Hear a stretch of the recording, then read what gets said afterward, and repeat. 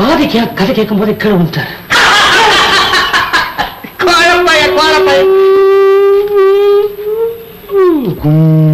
இருட்டு. அப்பா இந்த செவத்து கொடியில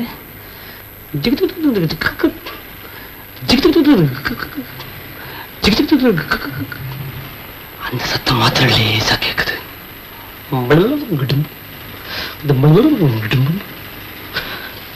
கருப்பு உருவம், 2 கண்ணு, மத்தியில் ஒரே மூக்கு வருது.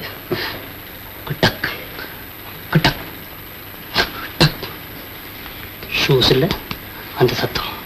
இந்த காஞ்ச சருகல்ல அதை மேல காலை வச்சோன்னு